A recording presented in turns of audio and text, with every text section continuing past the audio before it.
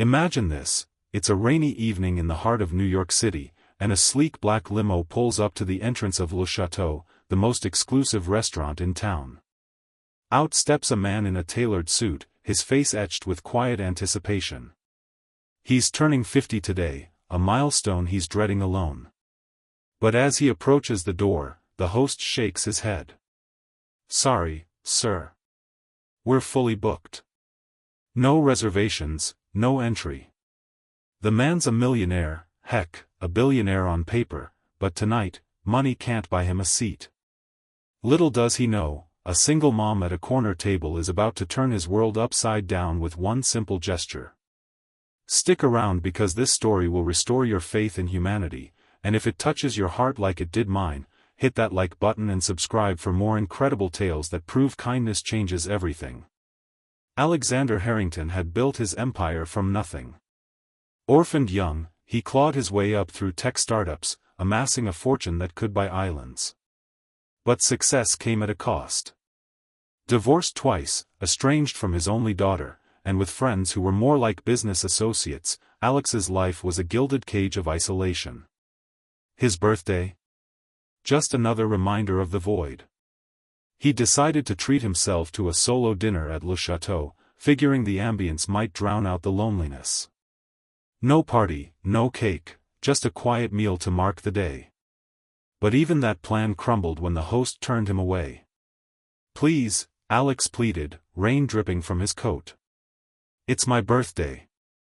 I'll pay double, triple." The host's sympathy was polite but firm. "Rules are rules, sir." Across the dimly lit room, Sarah Jenkins watched the exchange from her small table. She was a 32-year-old single mom, juggling 2 jobs as a waitress and freelance graphic designer to keep a roof over her and her 7-year-old son Tommy's heads. Tonight was a rare splurge, a birthday treat for Tommy, who had begged to try fancy food after seeing it on TV. Sarah had saved for months, scraping together enough for the prix fixe menu. Tommy, with his wide eyes and gap-toothed grin, was buzzing with excitement, coloring on the kids' menu while munching on breadsticks. But Sarah's heart ached seeing the man at the door. He looked so defeated, so utterly alone. She knew that feeling all too well, widowed at 25 when her husband died in a car accident, left to raise Tommy solo amid mounting bills and endless what-ifs. As the host escorted Alex back toward the exit, Sarah waved her hand impulsively. "Excuse me," she called out, her voice cutting through the murmur of diners. The host paused, and Alex turned, confusion flickering in his eyes. "We have an extra seat," Sarah said, smiling warmly. "If you'd like to join us, you're welcome." Tommy looked up curiously. "Mom, is he a friend?" Sarah chuckled. "Not yet, buddy." Alex hesitated, his polished exterior cracking just a bit. Join strangers? On his birthday? But the alternative was a cold limo ride back to an empty penthouse. Thank you," he murmured, sliding into the chair across from them. The initial awkwardness melted away faster than Sarah expected. Tommy, ever the icebreaker, fired questions at Alex like a tiny reporter. "Are you rich? Do you have a spaceship?" "My dad was gonna build one with me, but he's in heaven now." Alex's throat tightened. He hadn't talked about personal loss in years. "No spaceship, kiddo," he replied softly. "But I do have a big house with a pool. And I'm sorry about your dad, that's tough." Sarah shared a knowing glance with Alex.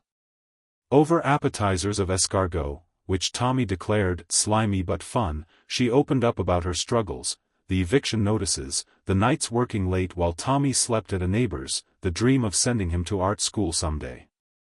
"Life doesn't give you a manual," she said. "You just keep going for the ones you love." Alex listened, really listened, for the first time in ages. He confessed his own regrets, the missed family dinners, the daughter who wouldn't speak to him because he'd prioritized boardrooms over ballet recitals. "I thought money would fix everything," he admitted, staring at his wine glass. "But here I am, 50 and alone. Tommy, sensing the heaviness, reached across and patted Alex's hand. "It's okay, mister. Birthdays are for new friends." The boy's innocence hit Alex like a wave. As mains arrived, steak for Alex, pasta for Tommy, salmon for Sarah, the conversation deepened. Sarah challenged Alex gently, "Wealth is great, but connections? That's the real fortune." Alex nodded, a spark igniting in him. He shared stories of his rags-to-riches climb, inspiring Tommy with tales of perseverance. But the night wasn't without its hurdles. Midway through, Sarah's phone buzzed, a call from her babysitter neighbor, but wait, no, Tommy was with her. It was a bill collector, hounding her for overdue rent. She stepped away to handle it, her face flushed with embarrassment upon return. "Sorry," she whispered. Real life intruding.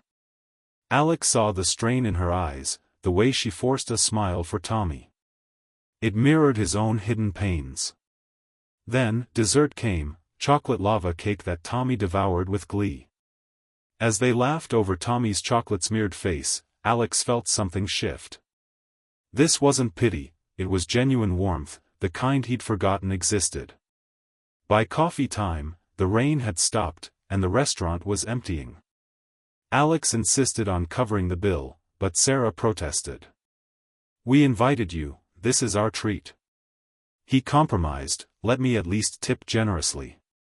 As they parted ways, Alex handed Sarah his card. "If you ever need anything, design work, help with Tommy's school, call me." She hugged him impulsively. "You already gave us the best gift, company." Tommy high-fived him. "Happy birthday, new friend." In the days that followed, Alex couldn't shake the encounter. He reached out to his daughter, bridging years of silence with a heartfelt apology.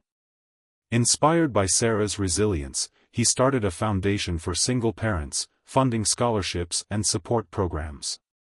Sarah? She took Alex up on freelance gigs for his company, easing her financial woes and pursuing her art again. Tommy even visited Alex's penthouse, splashing in that pool while the two new friends built model spaceships. Months later, on Tommy's birthday, the trio reunited at Le Chateau, this time with reservations. Alex looked around the table, his heart full. Wealth hadn't bought this, kindness had. And Sarah? She beamed, knowing one unthinkable act, inviting a stranger, had rippled into lives transformed. So, there you have it, a reminder that in a world of closed doors, one open heart can change everything. If this story moved you, smash that like button, it helps spread these uplifting vibes. And subscribe for more tales that prove everyday heroes are all around us. Who knows? Your next act of kindness might be the start of someone's miracle. Thanks for watching.